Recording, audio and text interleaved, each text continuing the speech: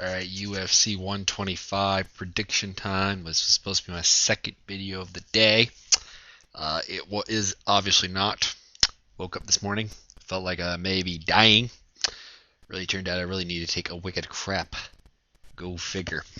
Anyways, UFC 125, trying to stay away from doing so much, who the guys fought, and just kind of breaking down the skills. It's kind of a new approach I'm going to try and go with. First up, Jacob Volkman, Antonio McKee. Volkman's been in the UFC a couple times now, of course. Has a couple good fights. Very tough guy. I'm not sure if this is going to be happening at 155 or 170, because correct me if I'm wrong, Volkman went down to 155. McKee's been a 170 fighter, but probably more suited to 155. So I'm thinking it's a lightweight fight, but it could be 170. Both guys are primarily wrestlers. I think the difference is McKee is a more explosive, more athletic, quicker guy with vastly better stand-up, because Volkman's stand-up is painful at times. Volkman, I think, has the better ground game in terms of submissions, but McKee hasn't been submitted in a long ass time. 2001, I think. That is my one little violation of the talking about prior fights, but I'm going to do that kind of with debuting fighters. So here's what I think. When you look at it, the striking is better in McKee's favor. I think the wrestling is in McKee's favor. I think the explosiveness, the dynamicness is in McKee's favor. This should equal a McKee win. He has a tendency to fight to win, so I think this will be a decision because Volkman's a tough guy. And that's probably the downside to UFC fans who enjoy the fight to entertain philosophy, and that's McKee doesn't do that, which I like, because I've said it before, I've said it again, you want this to be considered a sport, the primary objective has to be winning. And that's kind of sums it up. Daniel Roberts, Greg Soto, I've been going back and forth. Not highly into either of these guys. Soto, I think, should be able to win this. I think he is better at most elements of the game than Roberts. That being said, if Roberts wins, this is one of those fights where neither guy, on paper or in my opinion, holds any kind of heavy advantage. So, is what it is. Mike Thomas Brown, Diego Nunez. Mike Thomas Brown should probably win this fight, although he's been a little shaky. He did lose to Manny Gambirian, which I did not have him doing. Diego's got good BJJ, good striking, but Mike Thomas Brown's bigger, stronger, more power. I think he has the edge in striking. He's not exactly a guy who's not versed in BJJ. He is an ATT guy. I gotta take him. Nunez, hard guy to finish, so I'm gonna go with the decision. But if Mike Thomas Brown were to TKO him, it wouldn't really surprise me. Phil Baroni versus Brad Tavares. I'm not really sure if Tavares is UFC level. That being said, I hope to God he wins this fight, because I never cheer for Phil Baroni as a matter of habit, because it's Phil Baroni. And he's not UFC level in any way. Tavares should have the advantage on the ground. Hopefully he'll take it there. Get a TKO, submission, or decision on Baroni. I'm not sure what weight class this is at either. If Tavares is going down to 170, it would surprise me a little bit, because he's not that badly sized at 185. But we'll see. So that's that fight. Josh Grisby versus Dustin Poirier. Got Grisby by a sub. He's a better wrestler, I think, than Poirier. Take him down. Out grapple him. Grapple fuck him. And win it that way. Marcus Davis, Jeremy Stephens. Looking forward to this fight. Jeremy Stephens brings, I think, the better ability to withstand damage. Marcus Davis's chin is not what it used to be. He's getting a little old, getting a little slower. He still does have the more technical boxing of the two. That's not really saying that much, because Stephens often is at a disadvantage in terms of the technical boxing. Stephens incorporates kicks better. I think in terms of wrestling, Marcus Davis has learned to use it better, but Stephens is probably the better wrestler. I don't particularly see a submission in this fight. I see Stephens being able to finish Marcus Davis somewhere in the later round, like late second, early third. late third. I see Stevens hitting him, just putting him away. At this point, Marcus Davis, you know, was a good gatekeeper in 170, like just like a year ago. But I don't know. I've started to lose faith in him in terms of his abilities, particularly after the Nate Diaz fight, because Diaz is definitely an up and comer. That was a fight that was more lopsided than I thought it was going to be, and that's a problem if you can't handle Nate Diaz. I don't think you're really at the UFC caliber level, particularly on the feet. Then we have Takanori Gomi versus Clay Guida. I'm taking Guida. A lot of people are taking Takanori Gomi. They're saying he looked really good against Tyson Griffin and everything, but you know what? It wasn't long enough of a fight. Guida is a guy who, he's a tough guy. He will push the pace. He will, test your cardio. And that's been the Gomi problem, is that he doesn't train seriously, and he has not trained seriously for some time. I really don't think he has. I'm really not sure if he still, he might still not be training to, maximize what he is. Is Gomi the better fighter? Yes. Gomi on a good day, this is not a problem. Gomi on a good day is still, top 10 ballpark lightweight, which, Guida's not. But we haven't seen Gomi, a top tier Gomi in years. You really have to go back to Pride to find an instance of top notch Takanori Gomi. So I think Guida takes this. I think Guida will go out there. I think he'll be able to take him down.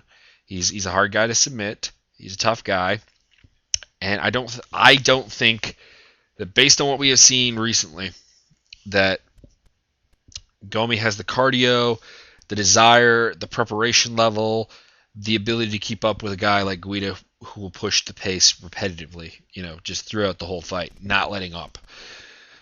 Nate Diaz versus DHK, Dong Hyun Kim, the stun gun. Tough fight to call because Diaz has... It's always hard to pick against a Diaz brother, but when we generally do, it's someone who can get on top and not get submitted. And that, in a nutshell, is pretty much DHK's game. DHK has good stand-up. It's not as good as Nate Diaz's. And he would be very much advised to take him down, employ the Joe Riggs, Sean Shirk, Diego Sanchez, Caro Parisian, you name anyone that's ever beaten either Diaz brother, Gray Maynard, that kind of game plan, which is take him down and hold him down. DHK does tend to be somewhat aggressive in his fights when he doesn't need to be, and that could get him into trouble. But I don't see Diaz being able to stop the takedown, and I don't see Diaz being able to submit him from bottom. That being said, he did to Kurt Pellegrino, and I didn't see it happening then either, and Alvin Robinson. So, that being said, DHK, I think, is a step above those guys in terms of the grappling aspect of the game. And that's pretty much how it goes. I think DHK, via the, clinch up, take him down repetitively.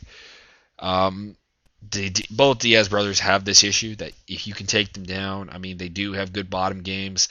But if you're confident on top, it's pretty hard to catch a guy from bottom. Brandon Vera versus Thiago Silva. Torn on this fight. If Brandon Vera comes out with a somewhat good game plan and his mind's in a good place, he can win this fight. He's the better wrestler, I think the better striker, and the better grappler. Excuse me. That being said, he often isn't in a good place in his mind. You look at the Keith Jardine fight, you look at not so much the John Bones Jones fight, because I think that was just a case of being overmatched, but the Jardine fight particularly stands out in mind as a fight that Vera should have won and didn't win. And he's on a 2-fight losing streak. Of course, lost to Randy Couture and then lost to John Jones. He's a guy who, if you get in his face, he tends to kind of fold. And Thiago Silva, if nothing else, will get in your face. That being said, I'm going to hope that Brandon Vera, on the basis of, this is lose and get cut, basically, will come out there, will fight to somewhere near his potential, will have that mindset that, you know what, I'm going to fight to win instead of fighting to not lose, kind of, and that's what he kind of gets into sometimes. Silva's cardio, not the greatest. Silva's ability off his back, not the greatest. He can be put there. I don't know if Vera can do that, but I think Vera is the faster, more technically gifted striker, even if Silva has an edge in power, I think. So I think I have to go with Brandon Vera. I don't see him finishing him because I generally don't see many people finishing Thiago Silva, but I see this going to a decision, tight fight, and it has to be a good, like a game Brandon Vera. If Brandon Vera that fought Keith Jardine, and Brandon Vera that, has shown up periodically and fought like crap comes out, he will lose this fight, and probably via TKO stoppage. That's really all there is to it. Brian Stann, Chris Lieben. Chris Lieben has looked really good lately in terms of being able to game plan it. I mean, he's still sloppy on his feet.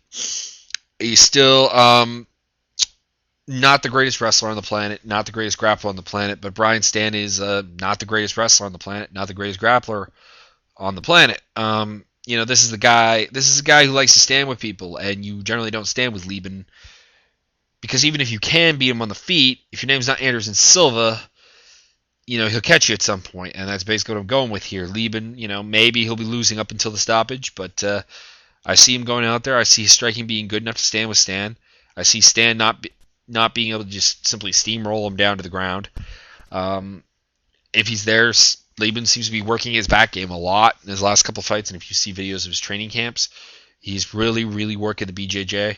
I see basically him going out there. It could be ugly for the first, round and a half, I'm going to say. Stann possibly winning. Second round, middle of it, Lieben catches him with a hot one, puts him down, finishes him with a couple strikes. That's how I see this fight going.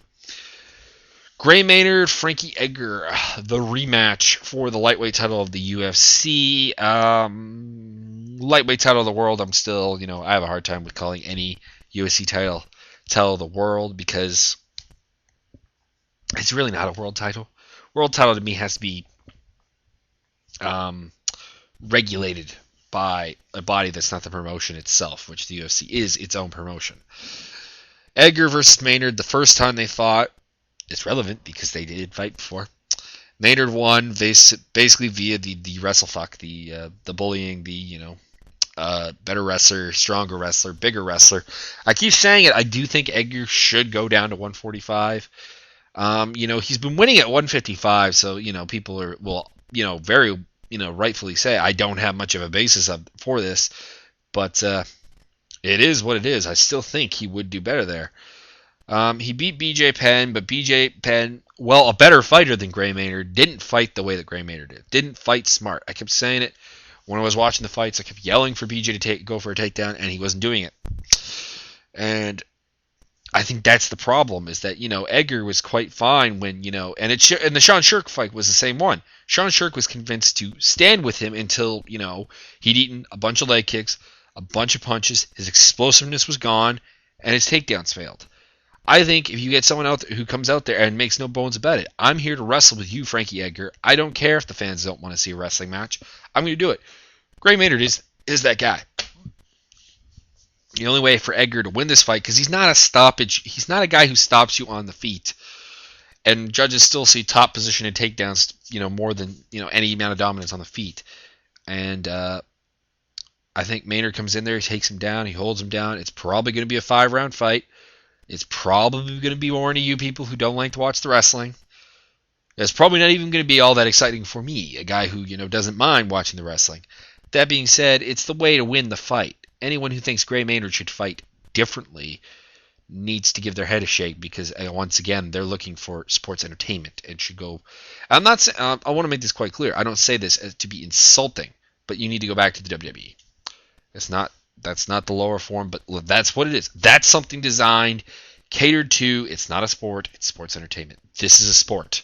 As long as it wants to continue to marketing itself as a sport, winning has to be the primary goal. And anyone who can say Maynard has a way to win this fight excitingly is a little bit nuts. He could possibly stop Edgar, but that's about it. Anyways, that's my thoughts on UFC 125 Resolution. I will see you, and keep posting for the question answer video, because I've been enjoying that, and that'll be coming soonish.